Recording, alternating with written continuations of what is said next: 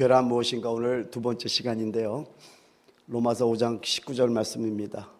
한 사람이 순종하지 아니함으로 많은 사람이 죄인 된 것 같이 한 사람이 순종하심으로 많은 사람이 의인이 되리라. 아멘. 지난 시간에 여러분에게 이제 나눴던 것을 요약해서 간단하게 말씀드리고 또 말씀을 나가도록 하죠. 우리나라 말을 보게 되면은 대명사도 그렇고 남성과 여성의 구분이 잘 안 되는 경우들이 많고 또 주어도 거의 빼먹는 경우가 많고 그리고 특별히 이제 단수와 복수의 개념이 이렇게 잘 나눠져 있지 않다 보니까 사실 이 죄라는 제목이 막 은혜되는 제목은 아니지만은 반드시 알아야 될 내용입니다. 그런데 이 죄라는 이 단어가 원문에는 단수도 있고 복수도 있습니다. 영어 성경에도 단수가 있고 복수가 있지만은 우리나라의 성경은 단수 복수 개념이 거의 없다 보니까 그냥 모든 단어들 다 죄라고 해놔서 이게 단수인지 복수인지. 그래서 여러분 이따가 조금 점검해 볼 건데 지난 시간에 여러분과 나눴던 말씀들을 이제 한번 점검해 봄으로 말미암아 여러분이 그것만 알아도 이제 많은 것들이 비교가 되고 여러분이 스스로 캐치할 수 있는 능력이 생깁니다. 그래서 이 부분이 너무나 중요하고 이 단수와 복수의 개념이 정확하게 이해가 되면은요 성경이 또 엄청난 것들이 보이기 시작합니다. 여러분 많이 정립이 되셨죠? 여러분 한 가지 그러면 지난 시간에 했던 것 중에 질문하면은요 로마서 전체를 한마디로 요약한 구절이 어디라고 그랬죠? 로마서 1장 16절 17절 말씀입니다. 내가 복음을 부끄러워하지 아니하노니 이 복음은 모든 믿는 자에게 구원을 주시는 하나님의 능력이 됨이라. 먼저는 유대인에게요 그리고 헬라인에게로다.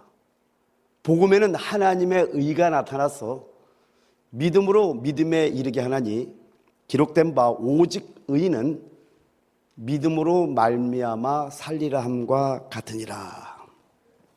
여러분 그럼 여기 복음 안에 나타난 하나님의 의가 뭐냐라는 겁니다. 그 복음 안에 나타난 하나님의 의를 로마서에서 정확하게 보여주는데요. 이 복음 안에 나타난 하나님의 의를 알기 위해서 두 가지를 반드시 알아야 됩니다. 하나는 뭐예요? 하나님의 사랑입니다. 그리고 또 한 가지는 하나님의 은혜입니다. 그리고 또 한 가지는 하나님의 의예요. 하나님의 사랑은 요한복음 3장 16절에 나오죠. 하나님의 은혜는 에베소서 2장 5절과 8절에 나옵니다. 하나님에 대해서 우리가 읽었듯이 로마서 1장 17절에 나와요. 근데 이 하나님의 사랑은 하나님의 구원의 근원이 됩니다. 동기가 됩니다. 하나님의 사랑, 하나님의 구원의 근원과 동기가 되는 거예요. 하나님에는요, 하나님의 구원의 수단이 됩니다. 근데 여러분, 이 두 가지를 여러분이 먼저 아셔야 되는 게, 여러분 한번 잘 생각해 보시고 이 말씀을 봐야 되는 게 뭐냐면은, 내가 하나님이라고 할 때, 하나님인데 사랑하고 싶어. 그럼 사랑하면 돼요. 근데 내가 사랑하고 싶지 않아. 사랑을 안 해도 어느 누구도 말할 수 없다라는 거예요. 마찬가지로 하나님의 은혜 또한 하나님이 이렇게 앞에 있는 형제에게 주고 싶어요. 주면 돼요. 근데 안 주고 싶어서 안 줬다고 해서 어느 누구도 하나님께 뭐라고 말할 수 없다라는 거예요. 이건 유동적이라는 겁니다. 근데 이 의만큼은 너무나 중요한 게 뭐냐면은 이게 공의잖아요. 여러분 예수 그리스도께서 율법의 모든 의로운 요구를 다 이루셨단 말이에요. 뭘로요? 십자가의 보혈로. 그래서 핏값으로 우리를 샀기 때문에 값을 지불했잖아요.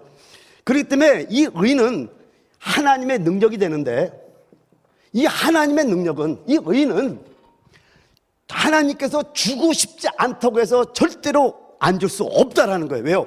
값을 지불했기 때문에. 너무너무 중요하다라는 거예요.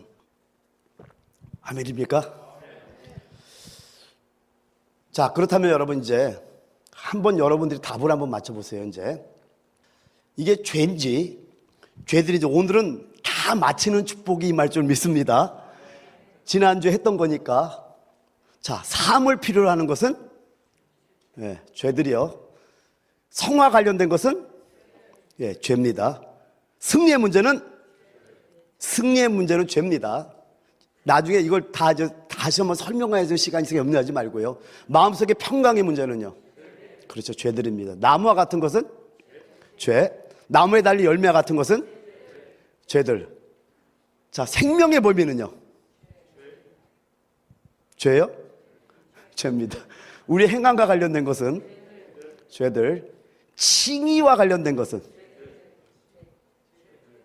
칭의, justification, 의롭다 칭하는 거. 한문 용어니까 어렵구나. 영어로 justification 하면 좀 이해가 됩니까? justification, sanctification, glorification. 나중에 설명하니까 염려하지 마세요.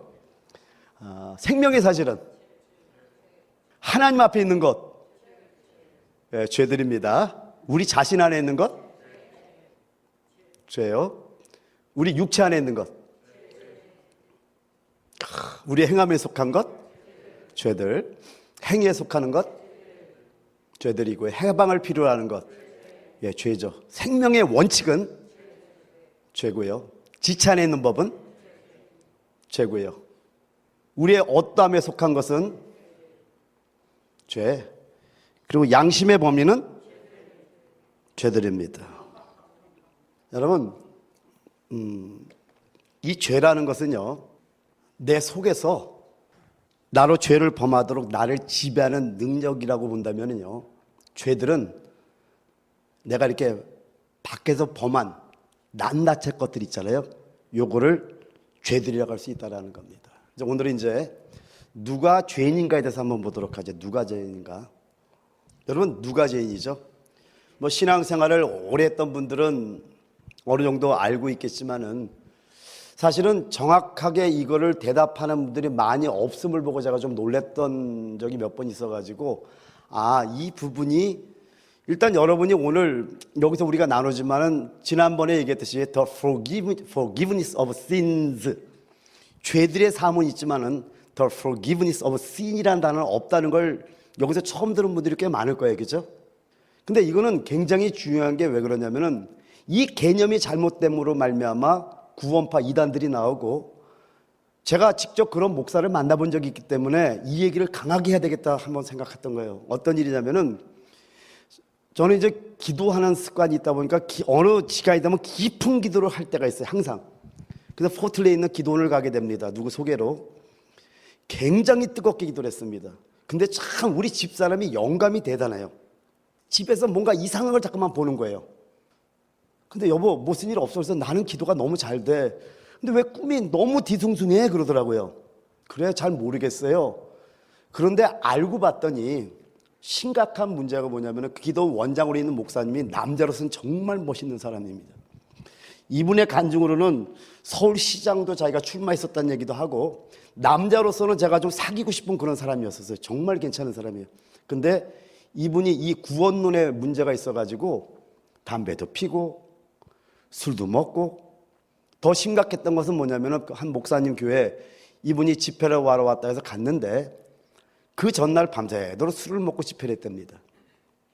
여러분이 좀 이해가 안 되죠? 우리 집사람이 꿈으로 자꾸만 보는데 어느 날 얘기를 하다 보니까 이분이 이상한 거예요. 그래서 하나하나 이제 변론이, 그러니까 논쟁이 되기 시작했어요. 근데 절대로 자기 뜻을 안 굽히더라고요. 그래서 하나하나 설명하다가 제가 이랬죠. 목사님, 그렇다면 나랑 말로는 서로가 자꾸만 자기 얘기를 하려고 그러니까 목사님의 논리를 나한테 이메일을 다 보냈어요. 그럼 내가 거기에 대한 답을 그대로 성경으로 보내겠습니다. 보냈을까요? 안 보냈을까요? 안 보내죠. 그날로 그분과 관계를 끊었습니다. 왜냐하면 제 철칙 중에 한 가지가 뭐냐면은 거룩하지 않은 사람들과는 교제를 하지 않습니다. 왜? 제가 시간 낭비할 수가 없기 때문에. 그것처럼 이 죄에 대한 문제가 잘못 해석되면은요, 심각한 문제를 갖다가 범하면서도 죄인지를 몰라. 이제 그런 거에 대한 얘기까지 뒤에서 쭉 설명하게 될 것 같습니다. 누가 죄인이냐면은요, 도대체 어떤 사람이 죄인이냐면은 일반 사전을 보게 되면은요, 제 컴퓨터에는 한컴 사전이 있습니다.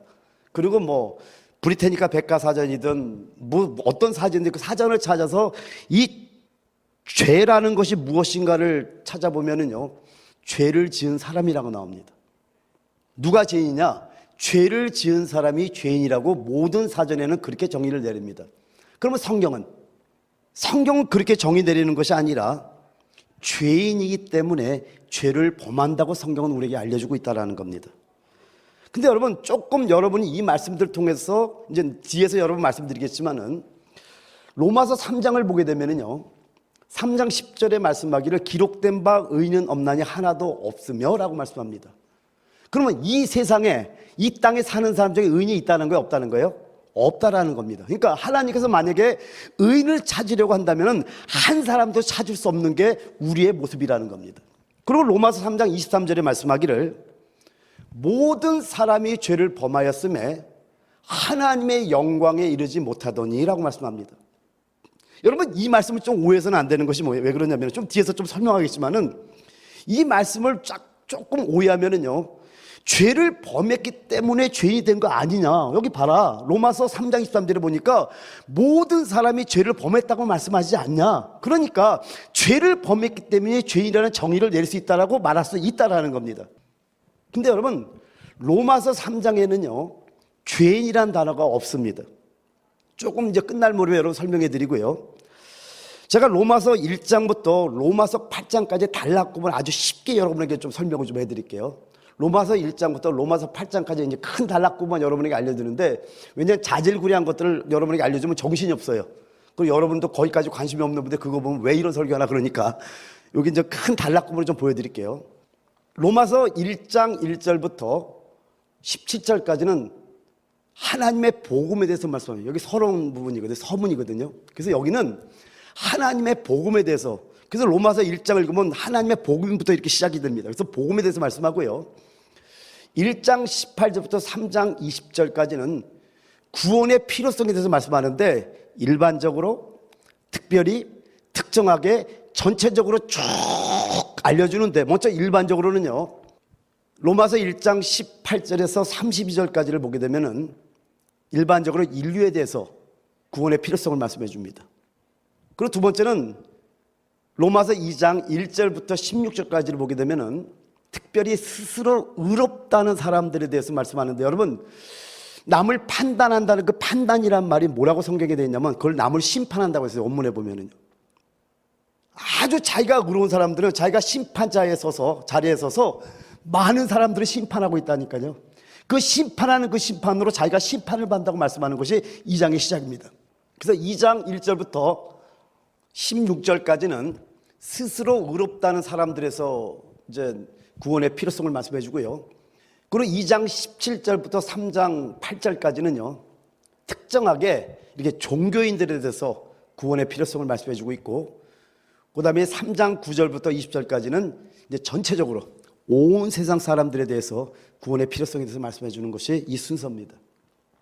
그리고 3장 21절부터 5장 12절까지는 따라합니다. 칭의. 여기서 칭의에 대해서 말씀해요. 그러니까 칭의는 뭐예요? 구원을 이룸에 대해서 말씀하는데, 그래서 칭의의 정의, 칭의의 예, 칭의의 결과. 그러니까 3장 21절부터 31절까지는 칭의가 무엇인가, 칭의의 정의를 내려드리고 있고, 여러분, 칭의의 예를 통해서 4장 1절부터 끝절까지를 보면은 그 한 장에 아브라함의 예를 쫙 들어줘요. 칭의를 설명해서. 그래서 아브라함이 할례 받기 전에 창세기 15장에 하나님을 믿었던 그 믿음을 가지고 하나님의 의로 여기는 그런 예를 들면서 쭉 아브라함의 예를 통해서 칭의가 뭔지 예를 들어주는 것이 로마서 4장입니다. 그리고 로마서 5장 1절부터 12절까지는 칭의의 결과에 대해서 말씀합니다. 그래서 칭의의 정의, 칭의의 예, 칭의의 결과에 대해서 말씀하고 있다는 거예요. 여러분, 이거는 그냥 지식적인 건데 또 다 까먹어도 돼요. 왜냐하면 이거 그렇게 꼭 외우지 않아도 괜찮아요. 그죠? 근데 이제 신약 공부하는 분들은 반드시 알아야 돼요. 왜냐하면 그래야 성경을 해석해 줄 수 있으니까. 근데 좀 넘어갈까 하다가 여러분에게 조금 보여주는 게 낫겠다 좀 말씀을 드리는데요, 그리고 로마서 5장 12절부터 8장 13절까지는 sanctification, 따라합니다. 성화. 근데 여러분 오해하지 마시기 바랍니다. 성경에 성화라는 단어가 몇 번 나오죠? 예, 우리 교회인들은 알죠. 이제 하도 한 단어도 없어요. 신학이 만든 용어예요. 없습니다. 그래서 그래서 이거를 갖다가 제가 좋아하는 말이 뭔지 아시죠? 뭐죠? 그렇죠. 혼의 구원이죠. 성경에는 혼의 구원이라는 건 정확히 나와 있어요. 원문에 보면은. 근데 그거를 영혼의 구원이라 이렇게 해석을 했기 때문에 잘 안 보이는데 The salvation of your souls에서 베드로서 1장 9절에 나오죠. 그래서 그 성화라는 건 우리 혼이 구원받는 거. 그러니까 이게 무슨 말이냐면요. 예수를 영접하면 우리가 구원받는 것을 영의 구원이라고 합니다. 근데 영의 구원을 받은 사람들이 빌립보서 2장 12절 같은 데 있잖아요. 두렵고 떨림으로 너희 구원을 또 이루래. 그리고 베드로서 1장 3절부터 9절까지 보면은 믿음에 걸고 곧 혼의 구원을 받음이라. 그러니까 구원받은 사람이 다시 받을 구원이 있대. 그거를 혼의 구원이라 그래요. 여러분, 거룩하게 우리가 변화돼 가는 거예요. 그걸 성화라고 합니다. 그래서 다른 말로 하면 구원 안에 있는 생명의 과정을 말씀하는 것이 로마서 5장 12절부터 8장 13절까지 성화에 대해서 말씀하고, 그러면 그 다음에 이제 8장 14절부터 마지막 절 39절까지 영화, glorification. 그래서 영화롭게 하심. 이게 구원의 목적이죠. 이렇게 쭉 나누는 게 로마서 1장부터 로마서 8장까지 단락 구분입니다. 조금 뭔가 그림이 좀 보입니까?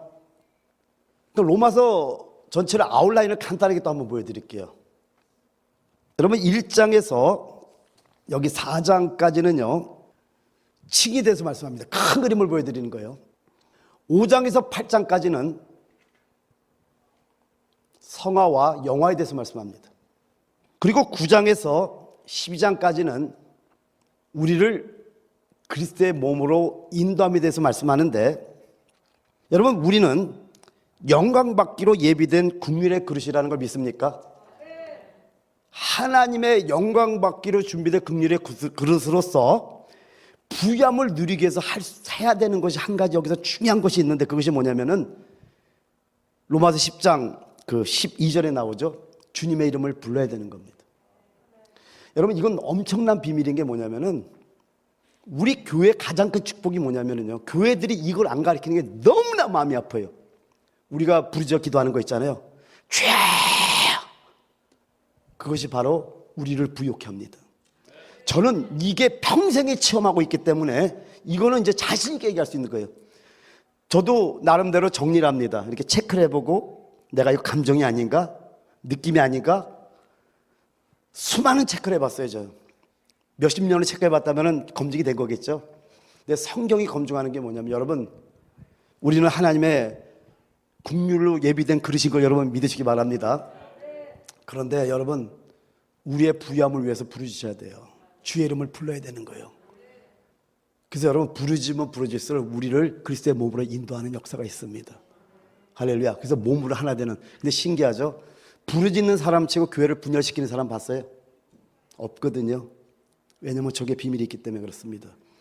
그리고 13장에서 16장까지는요 그리스도의 몸의 실제적인 생활을 위해서 각지에 표현된 교회 생활을 보여줍니다. 여러분, 교회 생활은요 하나님의 왕국을 실행해야 돼요. 이게 로마서 14장 10절에 있잖아요. 또 한 가지는 뭡니까? 로마서 16장이 나오죠. 사단을 우리 발 아래 짓밟아 버려야 돼요. 그래서 13장부터 16장까지는 그리스도의 몸의 실제적인 생활을 위해서 각지에 표현된 교회 생활을 이렇게 우리에게 보여주고 있다는 겁니다. 여러분, 그래서 로마서 3장은 뭘 말씀하고 로마서 5장은 뭘 말씀하고 있는지 우리가 봐야 되는데요, 로마서 3장은 범죄 문제를 말씀하고 있는 겁니다. 그리고 로마서 5장은 죄인의 문제를 말씀하고 있어요. 범죄, 죄를 범하는 거니까 sins에 대해서 말씀이 나오는 거고, 죄인에 대한 근본적인 문제를 말하기 때문에 sin에 대해서 말씀하고 있는 거예요. 그래서 로마서 5장 11절 이전에는 sins에 대해서 말씀하고, 로마서 5장 12절부터 로마서 8장까지는 이 죄인의 문제를 말씀하기 때문에 sin, 단수에 대한 것을 우리에게 보여주고 있다는 겁니다. 그래서 로마서 3장이 이렇게 사람의 범죄를 말하기 때문에 사람이 죄인임을 증명하는 것이라고 말하는 분도 있어요. 근데 사실 그렇지는 않다라는 거예요. 아까 우리가 보여줬지만은 모든 사람이 죄를 범해. 그러니까 사람의 범죄를 말하기 때문에 사람이 죄인임을 증명한 것이라고 말하기도 하는데, 사실은 그렇지 않은 게 왜 그러냐면은 여러분, 죄인을 말하는 것은 3장이 아니라 로마서 5장입니다. 여러분, 조금 쉽지는 않아요. 근데 이 두 가지를 구분해야 돼요. 아멘. 그래서 로마서 3장에서는 뭘 말씀하고 있고 로마서 5장에 이르러서 뭘 말씀하고 있는데, 그게 뭐냐면은요, 로마서 3장에서는 단지 모든 사람이 죄를 범했던 걸 말씀하는 거예요. 다 범했다라는 거예요. 로마서 5장에 이르렀어요. 어떤 사람이 죄인인가를 말씀하고 있다는 겁니다. 여러분, 아담으로부터 태어난 모든 사람은 다 죄인이에요. 이거를 로마서 5장 19절에서 말씀해 주고 있습니다. 같이 한번 읽어볼까요? 시작. 한 사람이 순종하지 아니함으로 많은 사람이 죄인 된 것 같이 한 사람이 순종하심으로 많은 사람이 의인이 되리라. 여기 죄인 된 것 같이가 영어로 보면 뭐라고 돼 있죠? were made sinners라고 돼 있어요. 근데 여러분, 영어 그 단어 아십니까? constitution, 조성이란 단어입니다.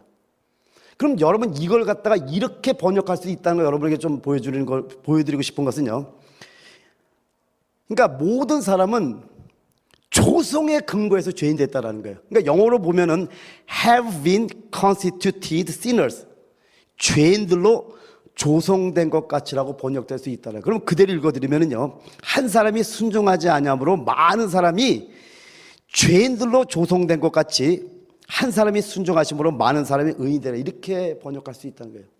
왜요? 우리는 그냥 조성의 근거에서 죄인들이에요. 아예 죄로 조성됐다는 걸 여러분 깨달으시기 바랍니다.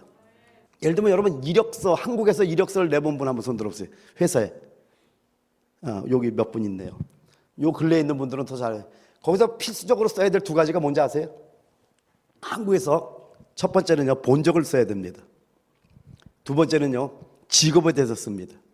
이게 필수적으로 기록하는 두 가지가 뭐냐면은 본적과 그 다음에 직업입니다. 요즘은 좀 달라졌는지 모르겠는데 우리 때는 그렇습니다. 여러분, 우리의 본적이 뭐죠? 따라합니다. 죄인. 그러니까 우리의 본적은 죄인이라니까요. 죄를 범하든 죄를 범하지 않든 우리는 죄인이라는 겁니다.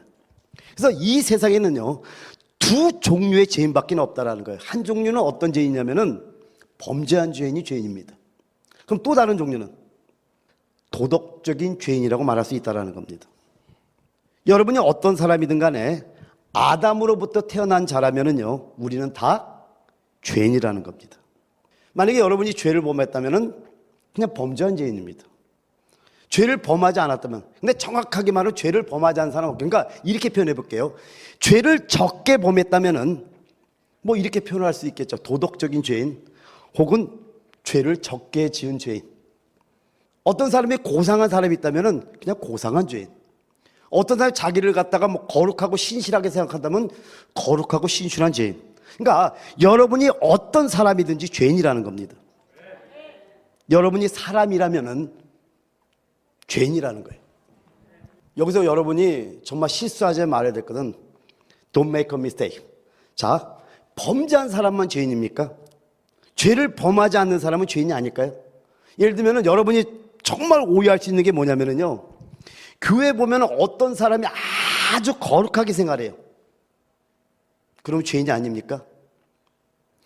지금 로마서 1장 18절에 말씀하기를 하나님의 진노가 불의로 진리를 막는 사람들의 모든 경건하지 않음과 또 뭐에 대해서 불의에 대하여 하늘로부터 나타나나니, 하나님의 진노가 불의에 대해서 나타난다고 말씀하고 있다는 겁니다. 여러분, 우리 자신의 의가 정말 박살나야 되는 이유가 바로 여기 있는 거예요. 예수 그리스도 한 분밖에는 의로운 분이 없는 걸 믿으시기 바랍니다. 그럼 여러분, 여기서 우리가 알아야 되는 게 뭐냐면은 정말 내가 죄를 범한 사람은 오히려 안전해요. 왜요? 로마서 5장에 보면 죄가 더한 것에 은혜가 더하다고 말씀합니다. 그러니까 아예 내가 죄를 지은 사람들은 내가 죄인인 걸 바로 인정한다니까요. 그런데 죄를 안 져. 그리고 거룩하게 생활해. 그러면 많은 사람들이 바라보는 관점에서도 저 사람은 죄인이 아닌 것 같아라고 말할 수 있을지 모르겠지만은 그 사람도 죄인이라는 건 여러분 잊어서는 안 된다는 거예요. 저는 가면 갈수록 깨닫는 게 뭐냐면은 이 사람의 의, 인간의 의는 더러운 옷과 같다고 말씀하잖아요. 아무리 의가 우리가 대단해도 더러운 옷과 같다니까요. 예수 그리스도의 의 외에는 하나님께는 합당한 게 없다가 여러분 아셔야 된다는 거예요. 그렇기 때문에 여러분이 어떤 선한 일을 행한다, 거룩한 일을 행한다, 뭘 행한다, 그게 전부 다 예수잖아요. 여러분, 예수가 여러분으로부터 살아 나타난 거잖아요. 믿습니까? 그러니까 이걸 깨닫고 나니까 그렇구나, 하나님의 진노가 불의에 대해서 하늘부터 나타난다고 성경 말씀하고 있잖아요. 내 의가 나타나면 안 되겠구나. 조금 신앙생활 잘한 부분 보세요. 저 문을 들어올 때 당당합니다. 할렐루야. 왜요? 나 거룩하게 살았다는 거예요. 근데 좀 죄를 짓고 온 분들 보면 이러고 들어와요. 아니 누가 뭐라고 안 해도 저기서 딱 보면 제가 알아요. 이러고 들어옵니다. 그러면 거룩하게 살았다고 해서 그 사람이 의로운 사람인가요? 아니라는 거예요, 여러분. 여러분, 여기서 우리가 한 가지 짚고 넘어가야 될 것은 하나님의 진노가 불의에 대해서 하늘부터 나타나는 걸 여러분 잊지 마시기 바랍니다. 여러분, 예수 그리스도 한 분밖에는 의로운 분이 없다는 걸 깨닫게 됐으면 축원드립니다. 아멘입니까?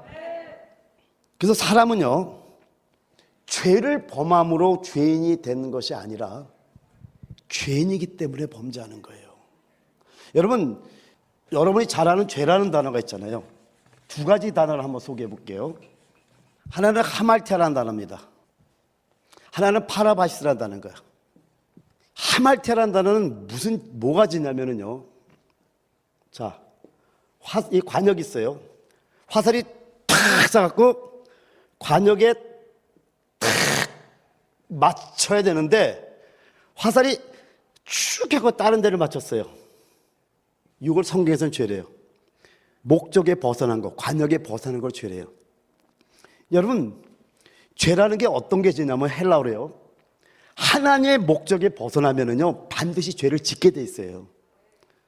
그게 죄의 결과라는 겁니다. 또 한 가지는 파라라는 건 뭐냐면 함께라는 뜻이에요. 바시스라는 뜻은 걷는다는 뜻이에요. 여러분, 함께 걷는 게 왜 죄죠? 희한하죠? 모든 죄, 다음 시간에 조금 더 구체적인 많은 얘기를 좀 할 것 같은데요. 하나님은 하나님의 보좌를 떠나서 여러분을 만나러 온 걸 믿으면 아멘. 두세 사람이 모인 곳에 나도 함께 한다. 믿으면 아멘. 그러니까 하나님은 두세 사람이 모인 곳에 여러분을 만나러 보좌로부터 내려온 걸 믿으시기 바랍니다. 우리는 여기 지금 교회 올 때 노요셉 목사를 만나러 온 거 아니잖아요. 성도들 만나러 온 거잖아요. 누굴 만나러 왔죠? 하나님을 만나러 왔단 말이에요. 그런데 이 파라바시스 함께 걷는다가 왜 죄냐면은요. 자, 하나님은 하나님 보좌로부터 우리를 만나러 내려왔어요. 아멘. 우리는 하나님을 만나러 왔어요. 근데 하나님과 내가 만남 없이 평행선을 긋는 거, 요걸 죄라고 얘기를 해요. 여러분, 교회를 왔다면은요, 하나님과 나 만나는 접점이 있어요. 요거를 히브리서에 보면은 따라합니다. 세메론. 오늘날. 바로 하나님을 만나는 그 시간이 오늘날이에요. 오늘 만나시기 바랍니다. 그러니까 교회를 왔다 할지라도 많은 분들이 교회 와서 말씀을 듣지만은 하나님을 만남 없이 여기 오는 분들 죄를 짓고 있는 거예요, 이게요. 그래서 목회자와 여러분 불편한 가게를 빨리 해결하려고 하는 얘기가 바로 그런 겁니다. 왜냐면은 정말 하나님 말씀으로 들어야지 인간의 말로 들을 때마다 여러분 문제가 생기기 시작하는 거거든요. 근데 성경에는 이렇게 하나님의 목적에 벗어나면요, 그게 죄를 범하게 되더라고요. 여러분이 많은 죄가 아무것도 아닌 것에 시작했다가 여러분 아셔야 된다는 거예요. 또 한 가지는 뭐냐면은 하나님을 만남이 없으면은요, 이걸 성경에서는 죄라고 말한다고 여러분 잊지 마시기를 해서 축원드립니다. 그러니까 사람은 죄를 범함으로 죄인이 된 것이 아니라 죄인이기 때문에 범죄하는데, 놀라운 게 뭐냐면은요, 참 하나님을 만나지 못하면은 거기서 나타나는 결과가 반드시 죄로 연결되더라고요. 근데 그리스도 안에 거하면은요, 놀랍죠? 하나님께서 우리를 갖다가 죄와 멀어지게 만든 놀라운 은혜가 있다는 겁니다. 여러분, 이 말씀을 반드시 기억하시기 바랍니다. 우리는 죄인이 되는 것이 아니라, 그러니까 범죄했기 때문에 죄인 되는 것이 아니라 다만 죄인인 거예요. 그래서 여러분, 죄인이 될 필요가 없다라는 겁니다. 왜요? 이미 죄인이라는 거예요. 아멘입니까? 할렐루야. 한번 이렇게 설명해 볼게요. 제가 누구죠? 그랬더니 우리 워싱턴 베나니가 제가 누군지를 모르더라. 제가 누구죠? 네, 노유세 목사입니다. 근데 제가 하나님께 기도하는데, 하나님, 제가 노유셉이 되게 해주세요 라고 기도한다면 말이 돼야 안 돼요. 제가 노유셉인데 하나님께 기도하는 거예요. 노유셉이 되게 해달라고 기도하는 거예요. 여러분, 이미 노요셉이기 때문에 노요셉이 되려고 할 필요가 없다라는 겁니다. 여러분이 이미 그런 사람이라면은 그런 사람이 되려고 노력할 필요가 없다라는 거예요. 그럼 여러분, 여러분의 죄가 용서받았다고 해서 죄인이 아닙니까? 여러분, 죄는 분명히 용서받았습니다. 근데 우리는 여전히 죄인이잖아요. 죄가 용서함 받았을지라도 우리는 여전히 죄인이라는 겁니다. 여러분, 그렇다면요, 여러분의 죄가 사함 받았나요? 사함 받지 못했나요? 사함 받았다라는 거예요. 그런데 겸손하게, 아니죠, 이건 겸손한 게 아니죠, 겸손한 척하면서 저는 아직 제사함을 받지 못했어요 라고 말할 수 없다라는 겁니다. 이 부분에서는 정확하게 이건 겸손한 게 아니라 겸손한 척하면서 저는 아직 죄사함을 받지 못했습니다라고 말할 수 없다라는 겁니다. 여러분, 죄인인 것과 죄사함 받는 것을 잘 구분해야 된다는 겁니다. 그러니까 우리 몸에 이루신 하나님의 역사를 뒤집을 수 없듯이 아담 안에 있는 위치도 뒤집을 수 없다라는 거예요. 그래서 아무리 용서함 받았어도 우리는 여전히 죄인이라는 겁니다. 여러분, 죄 문제는요, 새하늘과 새 땅에 이르렀어야 완전히 처리될 수 있다는 겁니다. 이해가 됩니까? 그래서 오늘 한 가지 반드시 잊지 말아야 될 것은요, 이 세상 모든 사람들이 다 죄인이란 이 사실은 분명하고 정확히 봐야 된다는 겁니다. 그러니까 여러분이 죄를 범하든 범하지 않든 사람이라면 죄인이라는 겁니다. 그래서 여기서 우리가 한 가지 좀 알아야 되는 게 뭐냐면요, 로마서 2장 1절 한번 봐봐요. 자, 같이 한번 읽어볼까요? 시작. 그러므로 남을 판단하는 사람아, 누구를 막론하고 내가 핑계하지 못할 것은 남을 판단하는 것으로 내가 너를 정죄함이니 판단은 내가 같은 일을 행함이니라. 이런 일을 행하는 자에게 하나님의 심판이 진리대로 되는 줄 우리가 아노라. 원문대로 한번 읽어볼게요. 그러므로 남을 심판하는 사람아, 누구를 막론하고 내가 핑계하지 못할 것은 남을 심판하는 것으로 내가 너를 정죄함이니 심판하는 내가 같은 일을 행함이니라. 이런 일을 행하는 자에게 하나님의 심판이 진리로 되는 줄 우리가 아노라. 여러분, 무서운 죄가 뭔지 아세요? 마음으로 짓는 죄예요. 그러니까 행위로 내가, 그래서 전에 얘기했지만은 원죄, 오리지널 신, 그 다음에 본죄, 자범죄가 있듯이 자범죄는 행위로 짓는 죄입니다. 근데 본죄는 마음으로 짓는 죄인데 많은 분들이 여기서 많이 놓칩니다. 오히려 행위로 짓는 죄보다 마음으로 짓는 죄가 더 무섭다라는 거예요. 여러분, 행위로 죄를 안 졌다고 해서 아무런 문제가 아니라 오늘 로마서 2장 1절에 남을 심판하는 사람이 그 심판하는 심판으로 하나님의 심판이 임한다고 지금 말씀하고 있다는 거예요. 남들이 볼 때는 다 거룩해 보입니다. 남들이 볼 때는 다 괜찮은 신앙생활을 같아요. 근데 만약에 내 마음속에서 누군가를 정죄하고 있다면, 누군가를 시기하고 있다면, 누군가를 질투하고 있다면, 누군가를 심판하고 있다면, 이게 심판이거든요. 반드시 하나님의 심판이 임한다라는 거예요. 이해가 됩니까? 근데 우리는 자꾸만 밖에 보이는 것들에 익숙해요. 선악과를 따먹고 나서 그냥 보이는 것들에 대해서, 이 안목의 정의로 보이는 것들, 이런 것들을 통해서 저 사람을 보면은 우리가 볼 때 깨끗해 보이면 거룩해 보인다, 아니면 아니다, 우리가 스스로 심판하고 판단하는 게 얼마나 많습니까? 이걸 조심해야 된다는 거예요. 주회종으로 갈 때 여러분 한번 생각해 보죠.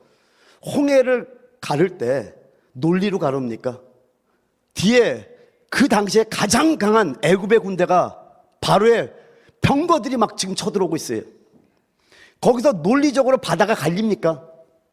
근데 우리는 항상 논리를 피려고 그래요. 근데 하나님께서 모세에게 지팡이를 내밀려고 그러잖아요. 이게 주의종이 할 일이라는 거예요. 여리고성을 도는데, 여러분, 여리고성이 그 당시에 가장 견고한 성이었단 말이에요. 그런데 하나님은 매일 한 바퀴씩 돌래요. 그리고 입에서 말을 내지 말라고 말씀합니다. 그리고 마지막 7바퀴 때 소리 지르래요. 만약에 사람의 이론과 말이 나왔다면요, 7바퀴가 아니라 이틀 3일 만에 도는 걸 멈췄을 겁니다.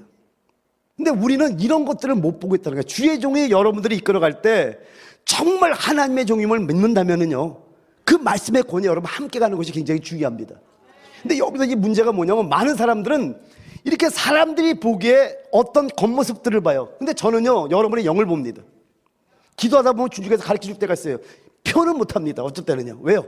표현하면 서로 힘들어지니까. 그러면 어떡하냐? 사랑으로 기도하는 거예요. 근데 그때 깜짝 놀라게, 저분이 그럴 뿐이 아닌데, 근데 내가 오라야 하나님 말씀이 오라요. 하나님 말씀 온 걸 믿습니까? 또 어떨 때는 저 사람의 문제가 있는데 하나님을 갖다가 옳다고 얘기하는 경우가 있다는 거예요. 그래서 여러분에게 말씀한 게, 선악의 기준이 누구에게 있어요? 아버지께 있는 거예요. 아멘. 그렇다면 우리가 그분의 기준을 따라가는 교회가 될 때 놀라운 역사가 있는데, 여러분이 한 가지 뭘 봐야 되냐면은요, 이 문제를 봐야 되는 게, 하나님 앞에서는 우리가 그리스도 안에 있느냐 아니면 아담 안에 있느냐의 문제밖에 없다라는 거예요. 그러니까 우리는 자꾸만 뭘 보이는 것들만 따지는데, 지금 여러분 이게 굉장히 중요한 거예요. 여러분이 그리스도 안에 있으면 아멘. 여러분 축복받은 자예요. 그런데 그리스도 안에서 밖으로 딱 나가는 순간에 누가 안에 있는 거야? 이건 아담 안에 있는 거예요. 근데 하나님 보는 관점은 우리의 많은 밖에 보이는 그걸 보는 게 아니라, 네가 지금 아담 안에 있느냐 그리스도 안에 있느냐, 요 두 가지만 본다고 여러분 꼭 아셔야 돼요. 그러니까 이 관점으로 볼 때 많은 것들이 열린 역사가 있다는 걸 여러분 깨달으시기 바랍니다. 여러분, 아담 안에 있다면 우리는 죄인이라는 거예요. 만약 우리가 죄인이라면 그 사실 하나로 족하다는 겁니다. 그렇기 때문에 여러분, 왜 우리가 그리스도 안에 관한 삶을 살아야 되는지 이제 아시겠습니까? 하나님이 보는 건 이 두 가지밖에 안 보는 거예요. 그래서 죄라는 단어를 아까 조금 설명했지만은, 우리가 엄청난 죄를 범하는 게 죄라고 생각하는데, 성경에 말하는 건 하나님의 목적에 벗어난 게 죄래. 이러면 당연히 범죄가, 이걸 뭐냐, 아담 안에 관한 삶을 살 수밖에 없다라는 거예요. 하나님을 만나지 못하는 게 죄래요. 평행선을 걷는 거 참 놀랍지 않아요? 이런 단어들이. 야, 이걸 보면서 제가 너무나 신학교 1학기 때 배웠던 원어들이에요. 이게 이런 걸 보면서, 와, 놀랍구나, 맞네. 그렇지, 우리는 교회는 왔는데 그냥 종교적으로 시계추가 움직여서 그냥 온 건 아닙니까? 여기 왔다면 반드시 예수 만나고 돌아간 역사가 있긴 해서 축원드립니다. 자, 그러면 여러분, 그러면 왜 로마서 1장, 로마서 2장, 로마서 3장에서 바울 사도는 사람들이 많은 죄들을 범한 걸 알려줄까요? 이유가 있다라는 거예요. 여러분, 이 몇 장들은요, 죄인이라면 범죄한다는 것을 우리에게 보여주고 있는 겁니다. 한번 예를 한번 들어볼게요. 여러분, Are you Korean? 니시 한국 엄마? 한국 분들 맞죠? 근데 한국 사람들인데 한국 사람이라고 다 한국말 하나요? 한국말을 못하는 분들도 있잖아요. 그죠? 자, 여러분, 이게 굉장히 중요한 게 뭐냐면은, 한국 사람이면 당연히 한국말을 하겠죠. 그죠? 근데 미국에서 자란 사람들 보니까 한국말을 못해요. 그럼 한국말을 못한다고 한국 사람이 아닌가요? 한국 사람이겠죠. 이거와 같아요. 무슨 얘기냐면요, 우리가 죄인이라면요 당연히 범죄를 하게 돼 있다는 거예요. 범죄를 안 하기는 굉장히 어려울 수밖에 없다는 거 우리가 알아야 된다는 겁니다. 자, 다르게 얘기해 볼게요. 여러분, 제가 미주리지 스프링필드에 살았는데, 거기에 오작이라는 굉장히 원시림이, 미국에서 굉장히 큰 원시림이 있다는 걸 살면서도 몰랐어요. 거기에 수돈이 있다는 걸 이사하고 알았어요, 제가요. 만약에 알았다면 그때 한번 찾아가 봤겠는데, 여러분, 수돈이라는 데가 뭡니까? 세상과 나오자고 수도승들이 하나님과만 깊이 교제하는 그런 곳이잖아요. 그죠? 그럼 거기서 어렸을 때 자란 어떤 형제가 있다고 치죠. 얘는 음란한 것도 안 봤어요. 세상 드라마도 안 봤어요. 많은 것들을 안 봤어요. 자, 그렇기 때문에 나름대로 경건하고 거룩한 삶을 계속 사니까 죄와는 좀 멀어지겠죠. 그죠? 근데 이런 경우는 특별한 경우잖아요. 그러니까 쉽게 얘기해서 우리가 죄인이라면 당연히 죄를 범하는 것은 당연한 걸 우리가 알아야 된다는 거예요. 그러니까 왜 로마서 1장, 2장, 3장에서 바울 사도가 사람들이 이렇게 많은 죄들을 범하는 걸 알려주냐면요, 이 몇 장들이 뭘 말하고 있냐면은 죄인이라면 범죄한다는 걸 우리에게 보여주고 있다는 거예요. 아멘입니까? 그래서 로마서 앞에 3장은 뭘 증명하고요, 로마서 5장은 뭘 말씀하냐면은, 로마서 이 앞에 1장, 2장, 3장은요 범죄로서 사람이 죄인이라는 것을 증명해 주고 있는 거예요. 그 로마서 5장은요 죄인이 어떤 존재라는 것을 말씀해 주고 있다는 겁니다. 여러분, 로마서 앞에 그 3장, 즉 1장, 2장, 3장은 우리가 죄인인 것을 증명해 주고요, 이 앞에 3장은 우리의 범죄하는 모습을 통해서 우리가 어떤 사람인지를 일깨워 주는 겁니다. 즉 우리가 죄인이라는 것을 증명해 보여주는 것이 로마서 1장, 2장, 3장이라는 겁니다. 여러분, 우리는 날 때부터 죄인인 걸 믿습니까? 날 때부터 우리는 죄인이었지만 만일 증거가 없다면 자신이 어떤 사람인지를 잊어버리게 되는 게 우리의 모습입니다. 바로 이것 때문에 로마서 1장, 로마서 2장, 로마서 3장은 우리가 죄인이라는 것을 알려주기 위해서 많은 죄들을 나열해주고 있다는 겁니다. 여러분, 이 로마서 5장 19절 미리 펴드렸는데 하나 여러분 질문 한번 해볼게요. 여러분 죄들이 있어야 죄인인가요? 이제 답을 하겠죠? 죄들이 있어야 죄인인가요? 아닌 걸 알겠죠? 그럼 우리는 언제부터 죄인이에요? 날 때부터 죄인입니다. 죄를 범하고 나서야 죄인이 되는 것이 아니라는 겁니다. 그래서 성경 전체에서, 특별히 신약 성경 전체에서 오직 한 군데에서만 누가 죄인인지를 알려주고 있습니다. 그게 바로 로마서 5장 19절 말씀입니다. 한번 같이 한번 읽어볼까요? 자, 시작. 한 사람이 순종하지 아니함으로 많은 사람이 죄인 된 것 같이 한 사람이 순종하심으로 많은 사람이 의인이 되리라. 자, 결론입니다. 찬양대 앞으로 올라와 주시고요. 여러분, 신약 성경 다른 곳에서는 뭘 말해주냐면은 죄인이 어떤 일을 했는가를 말해줍니다. 근데 오직 이곳에서만, 즉 로마서 5장 19절에서는요 누가 죄인인가를 알려줘요. 아담에 속한 자는 다 죄인이라는 겁니다. 여러분, 죄인은요 수천만 가지의 일을 저지를 수도 있고요 한 가지 일도 저지르지 않을 수도 있어요. 아멘. 그런데 한 가지 여러분이 잊지 말아야 될 것은 아담에게서 난 자는 다 죄인이라는 걸 여러분 잊지 마시기 바랍니다. 할렐루야. 그래서 여러분 이걸 깨닫고 나서 어떤 마음이 들었냐면요, 제가 신앙이 어릴 때 기도 많이 하고 말씀을 많이 깨닫고 정말 하나님 앞에 많이 달려갈 때는요 제 의가 얼마나 충만한지는 몰랐었어요. 당연히 귀신이 나가죠, 병자가 일어나죠, 막 예언이 나가죠, 방언 통역이 되죠. 엄청난 사역들을 하면서 내가 하나님과 원수가 되는 걸 몰랐던 적이 있어서 너무나 지금 아픈 거예요.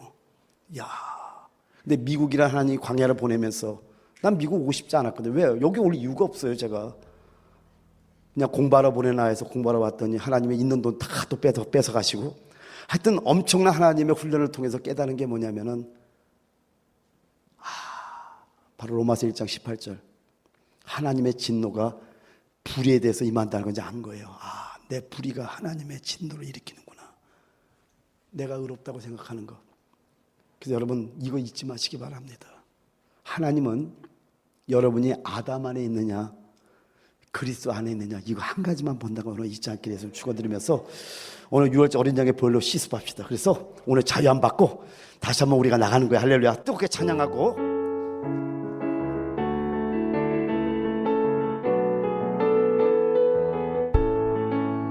유월절 어린 양의 피로 나의 삶의 문이 열렸네. 저 어둠의 권세는 힘이 없네. 주 보혈의 능력으로 원수가 날 정죄할 때에도 난 의롭게 설 수 있네. 난 더 이상 정죄함 없네. 난 주 보혈 아래 있네. 난 주 보혈 아래 있네. 그 피로 내 죄 사했네. 하나님의 긍휼 날 거룩해 하시었네. 난 주 보혈 아래 있네. 난 원수의 어떠한 공격에도 더 이상 넘어지지 않네. 난 주 보혈 아래 난 주 보혈 난 주 보혈 아래 있네. 그 피로 내 죄 사했네. 하나님의 긍휼 날 거룩게 하시었네. 난 주 보혈 아래 있네. 난 원수의 어떠한 공격에도 더 이상 넘어지지 않네. 난 주 보혈 아래 있네. 아멘. 오늘 여러분 한 가지 기도할 것은 보혈로 씻읍시다. 뭘 씻어요? Sin and sins. 빨리 나와야지 이제. Sin and sins. sins 죄들을 씻는 거예요. 죄들을 씻으면 어디 들어갈 수 있어요? 그리스도 안에 들어가는 거야. 이 시간 그리스도 안에 들어가기 위해서 하나님 보혈로 나를 씻어주고 그 사단의 정죄에서 내가 노임받기를 원합니다. 하나님 양심의 참수에서 내가 노임받기를 원합니다. 그래서 온전히 주님 안에 들어가기 원하오니 오늘 보혈로 씻어주시고 예배 오기 전까지 지었던 모든 죄도 하나님 온전히 다 씻어달라. 주의 이름 세 번 부르기도 합니다.